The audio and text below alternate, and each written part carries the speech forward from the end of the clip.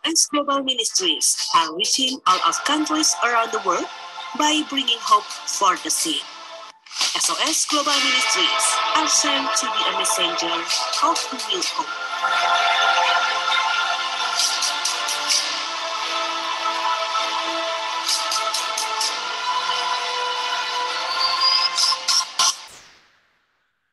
Ya, selamat berjumpa dalam program SOS Sahabat Orang Sakit. Bekerja sama dengan saya, Jarod Wijanarko dari Keluarga Indonesia Bahagia. Kami menampilkan mereka-mereka yang dijamah Tuhan, mendapat nilai-nilai kehidupan, atau mengalami mukjizat, baik mukjizat kesembuhan, mukjizat mendapat kekekalan. Mukjizat terbesar yaitu mendapat keselamatan. Ada juga yang mengalami mukjizat, pembiayaan, aneka macam cerita. Tapi intinya bahwa Tuhan Yesus hidup, bahwa Dia ada, Dia tidak pernah berhenti untuk menolong umatnya yang berseru kepadanya, maka menjadi kumpulan kisah-kisah yang membuktikan bahwa Tuhan masih ada dan terus berkarya hingga hari ini. Nah, hari ini kita menghadirkan seorang anak muda juga yang Tuhan izinkan mengalami peristiwa yang tentu tidak dikehendaki. Karena memang serial program ini adalah Sahabat Orang Sakit. Tetapi sungguh menarik dari semua kisah yang ada, walaupun mengalami yang Tuhan tidak izinkan, walaupun mengalami yang Tuhan yang kita tidak kehendaki tapi Tuhan izinkan, maka berhasil menemukan mutiara-mutiara kehidupan. Nah, mutiara-mutiara itu yang ketika dibagikan, maka orang-orang lain mendapat inspirasi, mendapat kekuatan, dan sering juga, wah, ini juga yang Tuhan maksudkan dalam hidup saya. Nah, siapa yang kita hadirkan hari ini? Yaitu Aldi. Ya, Aldi Antonius. Ya, selamat pagi Aldi. Pagi Pak Jarod. Ya. Halo. Aldi tinggal di mana? Saya tinggal di Bandung. Bandung, orang Bandung, Aduh, saya belum ke Bandung nih sejak pandemi, tapi ya kita ketemu di Zoom ini. Oke, Aldi, saya untuk mempercepat saya terima foto-foto Anda ya, dan saya minta nanti Anda bercerita tentang foto-foto ini dan boleh menjadi berkat bagi yang lain. Nah, mungkin saya perkenalkan dari singkatnya dulu bahwa Aldi Antonius 23 tahun, patah tulang 5 bagian dan infeksi berat tahun 2016. Nah, oke. Okay. Ini kejadiannya boleh diceritakan gimana nih sampai gotong kursi roda ini masuk mobil khusus ini ya? Betul. Nah, cuman nih yang sebelah kanan ini yang cuman kaki saya itu saat banget awal kejadian. Saya pun nggak inget itu. Cuma dapat foto dari orang tua gitu. Itu kejadiannya maksudnya tabrakan atau apa ya? Jadi awalnya ditabrak, Pak. Waktu itu bukan di kota Bandung, waktu itu di Subang.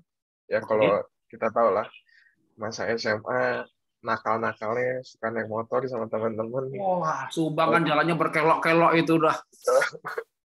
Nah, di sana saya kecelakaan. Tapi memang cukup aneh ya. Saya kecelakaannya pun, saya itu bukan penyebab kecelakaan. Ditabrak.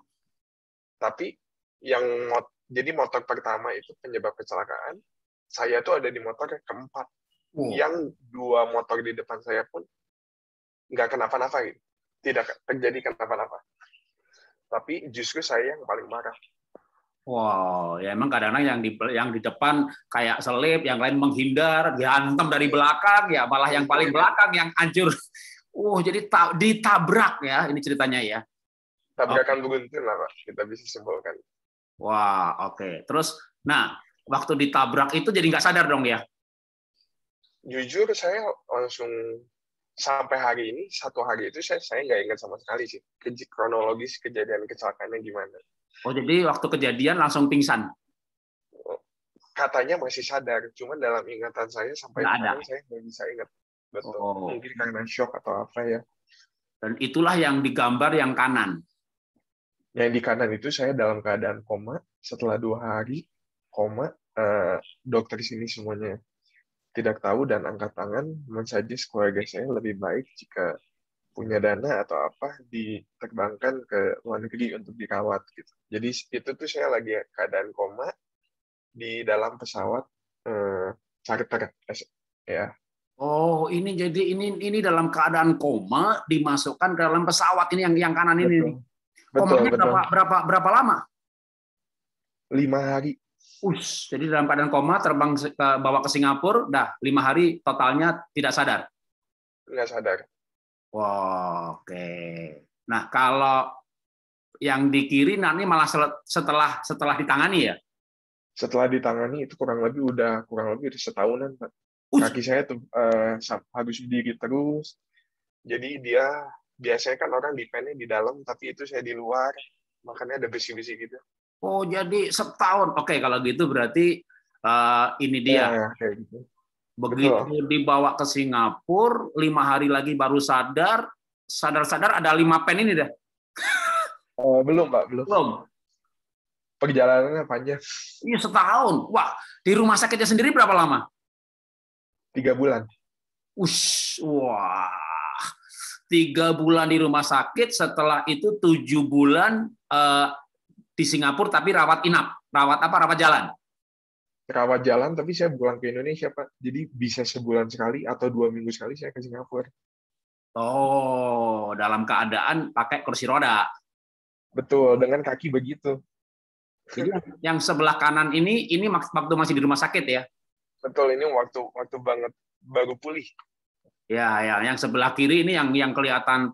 Jadi patah 5 bagian itu di satu kaki ya?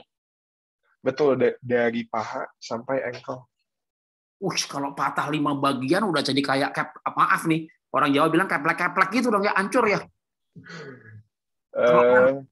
Hancur sih, Pak. Iya, kalau orang 5 bagian kan misalnya kaki kiri, kaki kanan, tangan, jadi masing-masing patah gitu kan. Tapi kalau 5 bagian di satu kaki ini, waduh,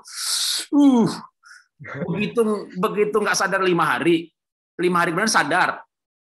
Masih ingat nggak begitu sadar tuh sakitnya kayak apa? Nah, jujur kalau sakit sih kayak nggak kerasa ya, mungkin karena di anti rasa ya, dibius rasa. Betul. Oke. Nah, ini saat koma, Pak. Wow. Ini koma 5 hari seperti ini ya. Betul. Nah, saya stop dulu gambarnya deh. Begitu sadar memang sakit nggak terasa, tapi tahu ada 5 pen di kaki gitu ya. Nah, mungkin sekarang bukan rasa sakit deh. Rasa jiwa. Ini apa yang mulai dipikirkan waktu itu? Kan mungkin namanya laki-laki kakinya kan kebayang nih bakal pincang atau bakal diamputasi atau mungkin pikirannya mulai aneh-aneh. Apa secara rasa tapi dalam arti perasaan ya, jiwa atau pikiran. Apa yang dirasakan waktu itu? Pertama memang pertama bangun pasti saya pertama kali yang saya pikirkan saya minta maaf ke orang tua akan terjadi seperti ini. Nah, udah gitu kan kita ketemu dokter bilang ya infeksi berat, bakal lama banget penyembuhannya. Dia malah suggest saya untuk amputasi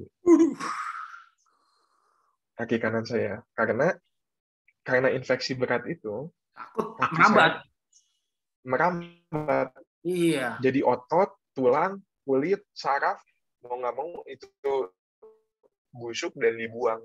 Jadi kaki saya waktu itu kecil banget lah, Pak. Wow. Karena sudah hilangnya otot, saraf gimana mau bergerak dan jalan kan. Makanya mereka suggestion-nya amputasi gitu. Waduh, waktu sakit lihat kaki di sana sih pen 5 aja mungkin udah mulai mikir yang lain-lain, tapi berita vonis bahwa suggest amputasi itu saya lebih kayak waduh. Oke, jadi terus waktu dapat begitu gimana tuh? Waktu dapat vonis amputasi itu akhirnya ya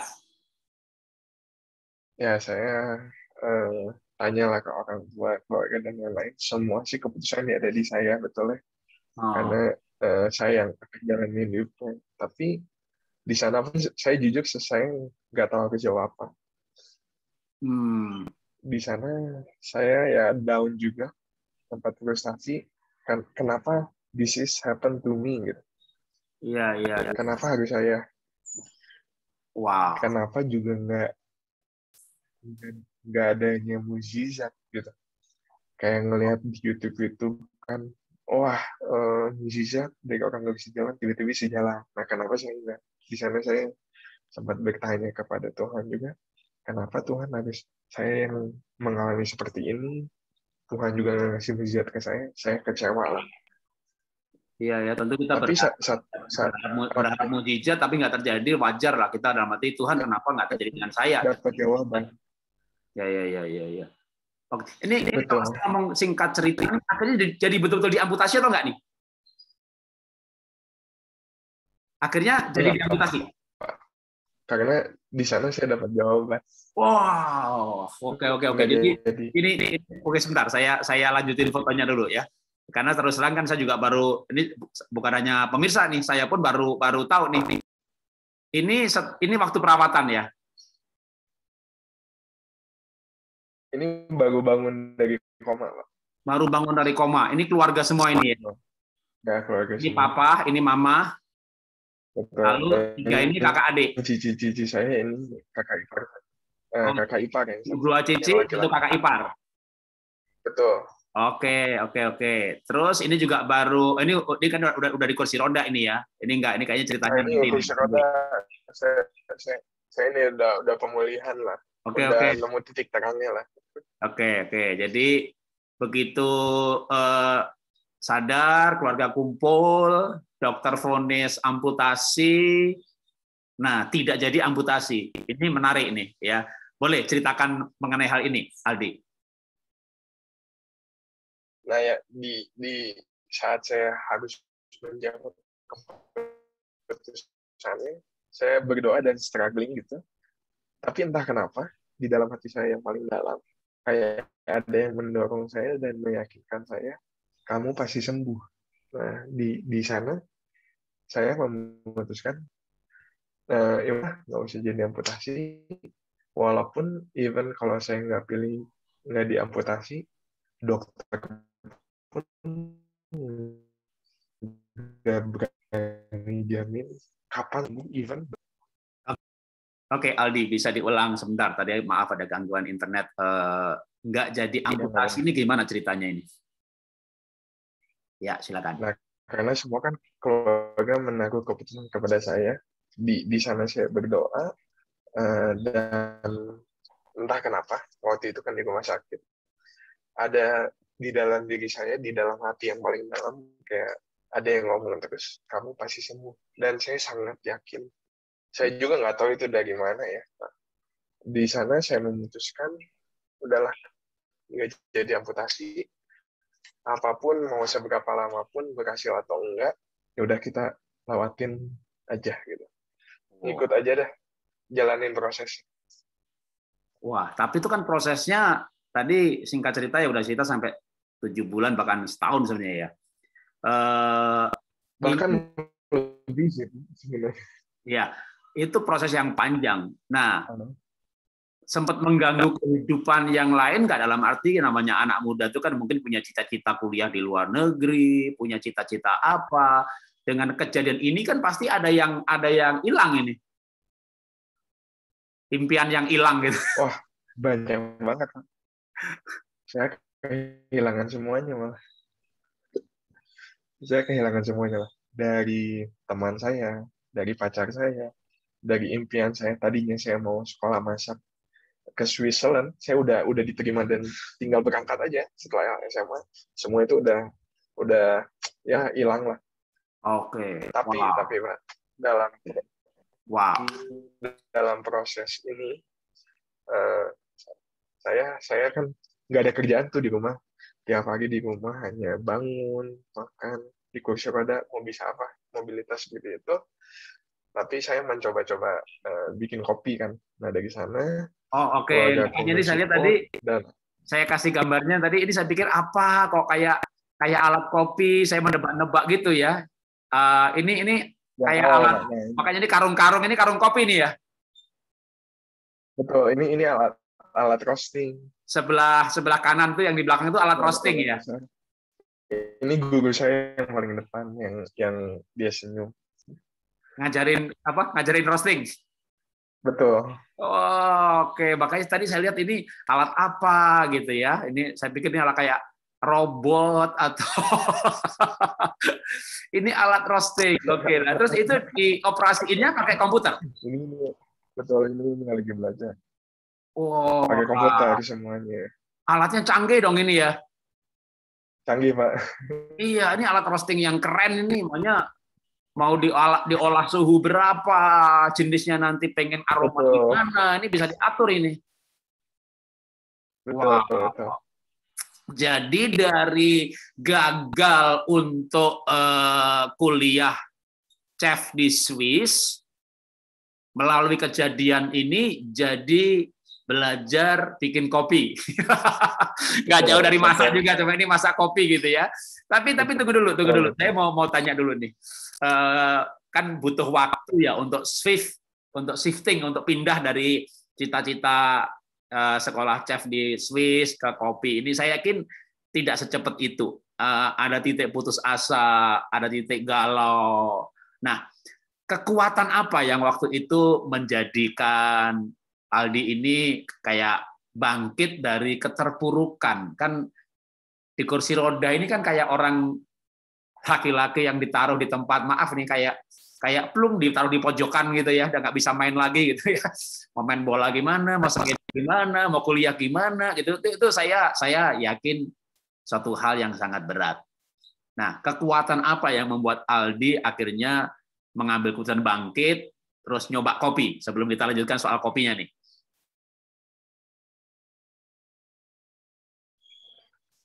Keluarga sih, Pak. Keluarga yang sangat support saya. Oh, keluarga ya, papa, mama, kakak, adik, semuanya mereka support ya? Betul. Oke. Itu yang maksudnya yang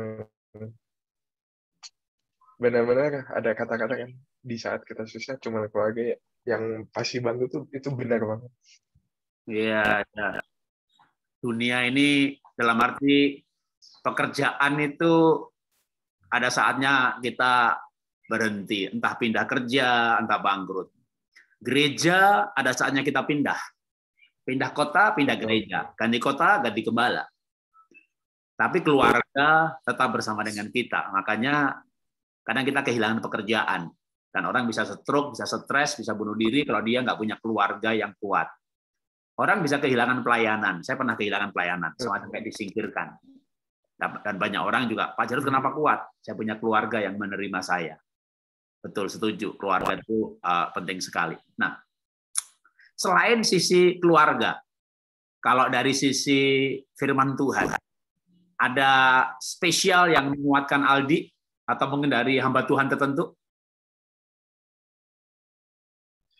Lebih dapat ayat, karena di masa sulit saya sering kayak dengar khotbah, nyari baca Alkitab, dapat di Yeremia 29 ayat 11. Pak.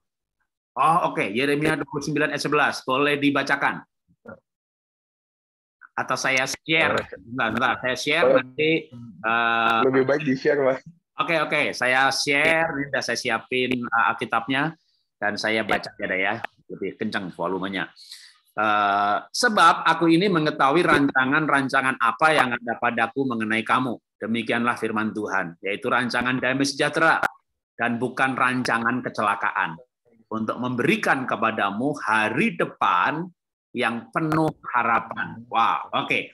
Dari ayat ini, apa yang Aldi dapatkan sehingga menjadi rema atau kekuatan waktu itu? Dapat berkat apa nih kira-kira? Jadi kan tadi saya sempat belajar kopi kan, Pak.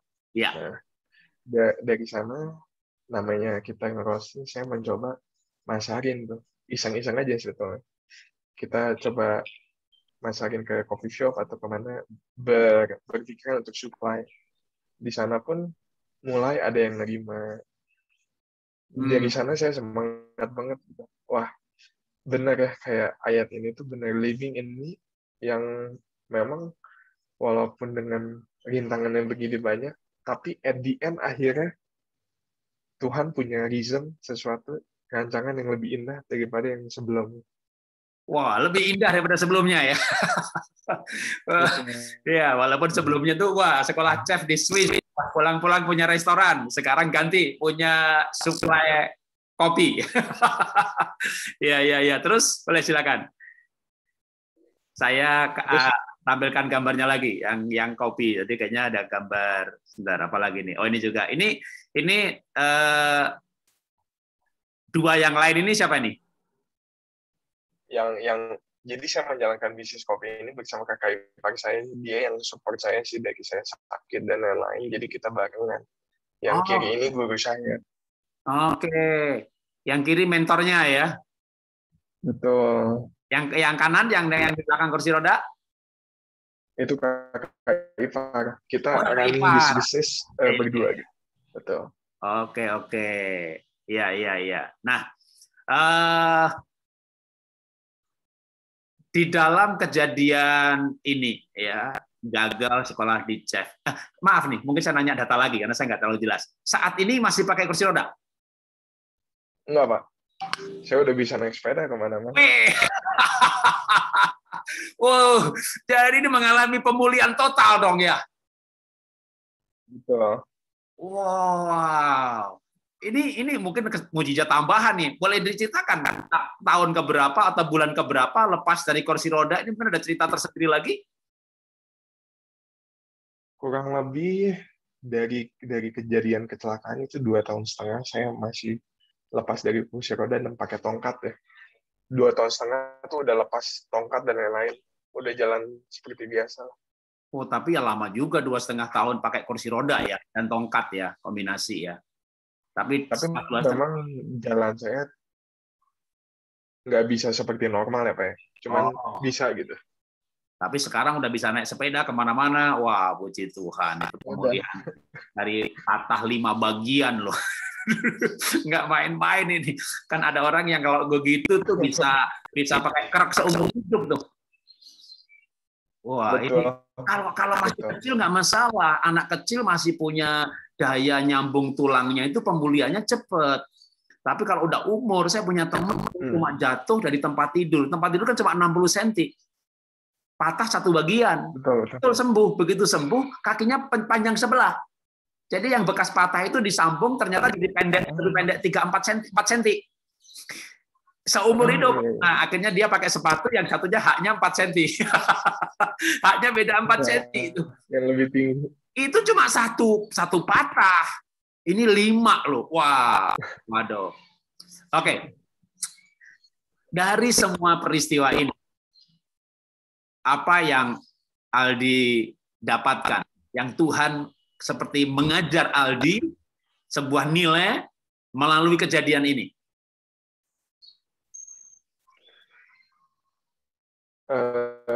Ada satu hal kayak, walau menurut saya ini yang saya dapatkan, mungkin mukjizat itu bonus buat seseorang, tapi kalau misalnya mukjizat nggak terjadi kepada seseorangnya, mungkin Tuhan itu mau kita menjalani prosesnya, tapi bersama-sama dengan Dia. Wow. Itu sih yang saya dapat. Wow, mukjizat itu bonus ya. Ada yang lebih besar daripada mukjizat ya. Betul. Ada yang lebih besar dari mukjizat. Oke, mungkin boleh lebih dalam lagi. Lebih besar daripada mukjizat. Mungkin nilai hidup atau tujuan hidup. Apa nilai hidup dan tujuan hidup yang berubah atau yang baru bagi Aldi setelah kejadian ini? Selalu nilai hidup saya sharing experience saya kepada orang lain. Karena apa ya? Mungkin pengalaman saya bukan pengalaman yang orang lain bisa dapat, tapi saya mau orang lain juga belajar dari pengalaman yang sangat sulit ini yang udah saya lakukan, hingga saya bisa punya bisnis yang growing so well sekarang gitu. Jadi nggak ada yang mustahil gitu. Saya pun yang dagingnya udah jadi debu ya, bisa dibilang udah bukan siapa-siapa. Akhirnya bisa shining like a rocket gitu, kayak dari segi bisnis saya growing banget dan lain-lain.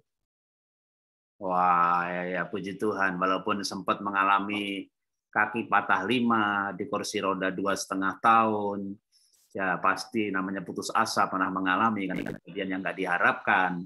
Tapi support terutama orang tua, keluarga yang mengasihi, mensupport untuk pengobatan jangka panjang. Yang saya tahu itu 7 bulan pengobatan itu biaya nggak sedikit.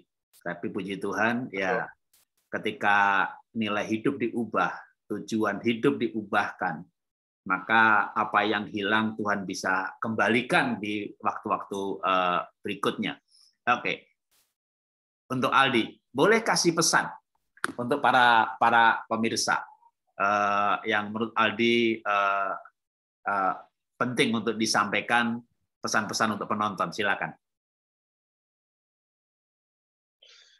Buat kalian yang mungkin saat ini ada dalam masa keterpurukan kalian, terus maju, jangan pernah berhenti, karena di mana kalian saat berhenti, di situ kalian kalah. Selalu percaya akan ada masa depan, rancangan Tuhan yang lebih indah daripada sebelumnya yang kalian rancangan. Jadi terus maju, jangan pantang menyerah, karena pasti ada sesuatu yang indah di akhirnya gitu, Pak. Wow, terima kasih Aldi. Singkat tapi padat, dan saya akan mengakhiri dengan pesan penutup dan doa.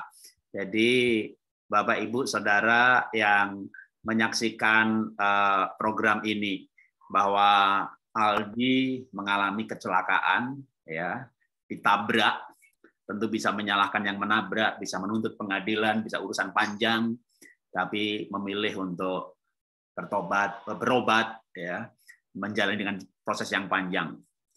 Vonis amputasi, suatu hal yang tentu tidak enak didengar. Mengambil keputusan langkah iman untuk mengandalkan Tuhan. Dan menjalani kursi roda dan tongkat 2,5 tahun juga bukan hal yang mudah. Jangankan 2,5 tahun. Mungkin nggak sampai 1 tahun. Berbulan-bulan di kursi roda saja, banyak orang bisa putus asa. Apakah saya akan selamanya ada di kursi roda? Tapi Aldi dapat firman Tuhan. Dan kekuatan yang terbesar selain keluarga adalah firman Tuhan. Karena memang firman Tuhan itu hidup. Karena Alkitab berkata, pada mulanya firman. Firman itu bersama dengan Allah, dan firman itu adalah Allah. Jadi Alkitab itu adalah pribadi Tuhan sendiri. Sepertinya cuma tulisan, tapi ketika tulisan tertentu dalam kondisi tertentu, kadang berbicara jauh lebih panjang daripada tulisan itu. Sehingga seperti hidup. Tulisan itu seperti berkata-kata, seperti berbicara. Dan ayatnya bagus sekali, Yeremia 29 ayat 11. Aku tahu rancangan apa yang ada padaku, ku-nya besar. Demikianlah firman Tuhan. Artinya Tuhan yang berkata, aku tahu rancangan apa yang ada padaku mengenai kamu. Bukan rancangan kecelakaan, tapi rancangan damai sejahtera untuk memberikan masa depan penuh harapan. De facto mengalami kecelakaan. Tetapi kecelakaan yang terjadi tidak harus dan tidak selalu membatalkan masa depan yang penuh harapan. Jadi bisa saja terjadi kecelakaan atau hal yang lain. Daniel masuk gua singa, Yusuf masuk dalam penjara. Kalau dipikir-pikir, Yusuf bisa berteriak, Tuhan, aku bermimpi, karena aku yakin mimpi ini dari Tuhan. Saudara-saudaraku menyembah aku, kok aku jadi budak. Dan kalau saya baca umurnya, Yusuf dijual sebagai budak, itu umur 17-an tahun, kira-kira tafsirannya. Dan butuh waktu 13 tahun untuk Yusuf keluar dari penjara dan naik ke tangan kanan Firaun. 13 tahun juga bukan waktu yang singkat. Atau ketika Musa merasa dirinya terpanggil di umur 40 tahun. Dan dia harus lari ke Midian. Umur berapa Musa dipanggil Tuhan? Umur 80. Tetapi kita tahu Musa meninggal umur 120. Tuhan masih memberi kesempatan 40 tahun lagi dalam hidupnya dengan sebuah posisi yang baru. Jadi kadang-kadang seperti ada sebuah kecelakaan dalam hidup ini. Baik kecelakaan fisik atau kecelakaan yang lain. Saya pernah mengalami kecelakaan pelayanan, dalam arti seperti disingkirkan dari gereja dan orang-orang berkata, habis dia, habis. Selesai pelayanannya. Sampai hari ini nggak selesai. Saya nggak punya jabatan lagi sampai hari ini. tapi tanpa jabatan tidak berhenti melayani. Tuhan Yesus bukan aktivis bait Allah. Dia bukan orang pengurus golongan Farisi atau Saduki. Dia melayani di jalan-jalan. Dia melayani di pinggir pantai. Kehidupanlah yang membuat kita bisa melayani Tuhan. Sama juga, kalau ada kesempatan sekolah, puji Tuhan. Tapi kalau tidak punya kesempatan sekolah, maka Tuhanlah yang membuat berhasil. Tuhanlah yang memberikan kesempatan. Tuhanlah yang punya rencana. Maka bagian kita adalah mengabdi kepada Tuhan, mengabdikan hidup ini bagi sesama. Dan biar kehendak Tuhan dan rencana Tuhan yang dahsyat itu yang terjadi. Waktu saya dalam tanda petik mengalami kecelakaan jabatan pelayanan dan kehilangan. Tapi ternyata justru lebih baik. Kenapa? Saya keluar di sebuah organisasi gereja yang sangat besar, tapi menjadi freelance lewat yayasan. Malah sekarang saya melayani semua sinode. Saya punya komunitas yang saya dirikan, saya inisiasi, WA Group, yang anggotanya para ketua sinode, para ketua sekolah Alkitab. Dan banyak orang berkata, Pak Jarod ini bukan pendeta, tapi menggembalakan banyak pendeta. Sama juga, saya tidak berhenti, hidup saya panjang, penuh dengan kecelakaan dalam tanda petik. Bukan kecelakaan fisik, saya baru saja mengalami bangkrut dan kerugian yang sangat besar. Tapi sekarang Tuhan mempertemukan saya dengan beberapa komunitas dan pelayanan yang baru. Salah satunya SOS ini. Ada juga gerakan ekoenzim nasional untuk membawa kesehatan air, laut, darat, udara supaya sehat secara organik. Dan puji Tuhan, baru dalam hitungan hari sudah 1.000 orang dari berbagai provinsi kabupaten tergabung. Sehingga saya, Tuhan punya rencana. Tuhan punya rencana dalam hidup ini. Jangan khawatir dengan sebuah kehilangan. Kehilangan pekerjaan, kehilangan bisnis, kehilangan pelayanan, karena akan ada pelayanan baru. Kehilangan bisnis, ada bisnis baru. Semua hal Tuhan sediakan selama kita hidup. Karena itu mari kita terus mengandalkan Tuhan dan terus percaya kepada Tuhan. Mari kita berdoa. Bapa, kami mengucap syukur buat kesaksian Aldi.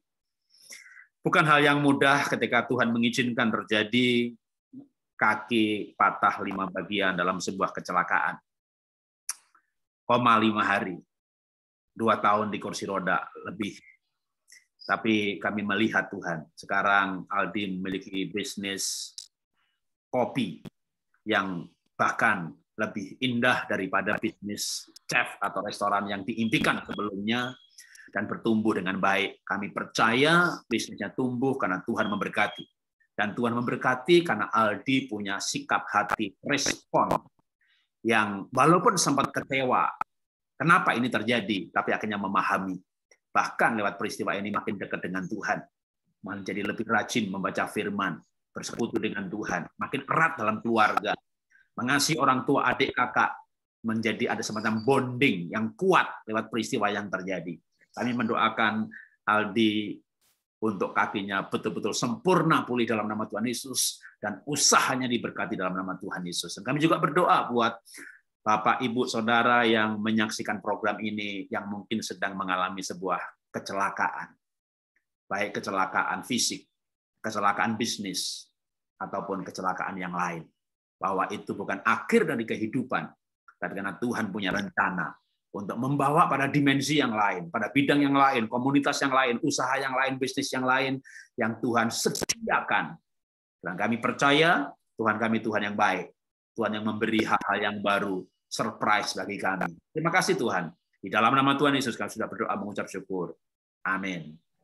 Ya, terima kasih Aldi untuk kesaksiannya. Saya percaya pasti menjadi berkat bagi yang lain. Amin.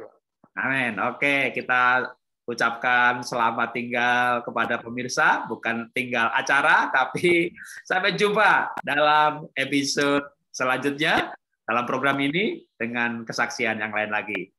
Tuhan memberkati.